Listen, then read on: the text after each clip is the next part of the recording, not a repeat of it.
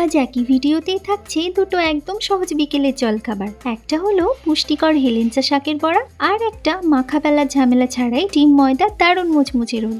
শেষ পর্যন্ত দেখলে তুমিও খুব সহজেই বানিয়ে নিতে পারবে। তবে আর দেরি কিসে, চলো শুরু থেকেই বানিয়ে ফেলি। প্রথমে নিয়ে নিয়েছি ভালো করে ধুয়ে নেওয়া এক মুঠো তাজা হেলেঞ্চা শাক। এবারে এই শাকটা আমাদের কুচিয়ে নিতে হবে। তোমরা দেখো এখানে আমি কিভাবে কুচিয়ে নিয়েছি। এখন আমি এর মধ্যে একটা ছোট সাইজের পেঁয়াজ কুচিয়ে দিয়ে দিচ্ছি। এবারে একটা লম্বা কাঁচা লঙ্কা এখানে কুচিয়ে নিচ্ছি।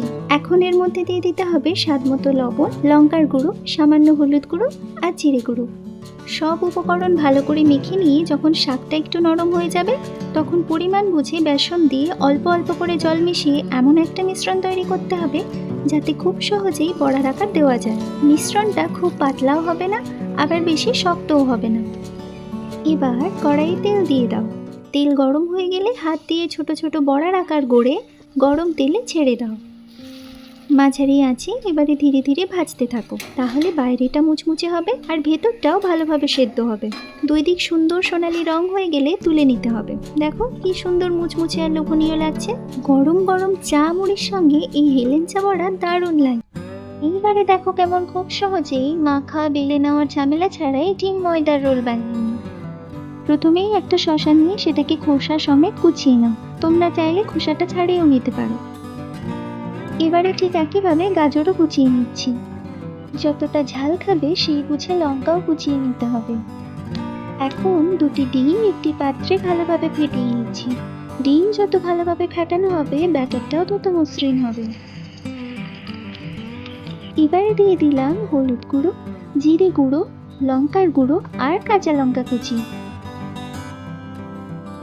এখানে ময়দা নিয়েছি। এবার এই ময়দা 2 চামচেতে দিয়ে দেবো।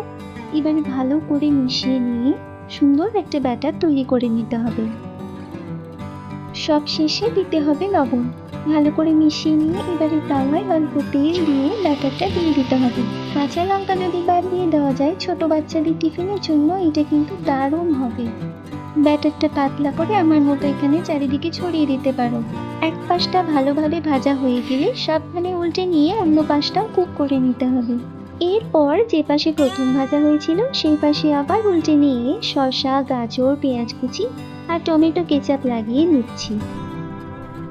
এবারে আলতো করে রোল করে নাও আর তাওয়াতে 1 মিনিটের মতো ঘুরিয়ে নাও, তাহলে রোলটা খুব সুন্দরভাবে সেট হয়ে যাবে। শেষে ছোট ছোট টুকরো করে নিলেই তৈরি একদম সহজ আর সুস্বাদু এই ডিম ময়দার রোল। কেমন লাগলো অবশ্যই কমেন্ট করে জানিও, আর ভালো লাগলে একটা লাইক দিও আর কারি পাতাকে সাবস্ক্রাইব করে দিও। আজ আসি, কেমন?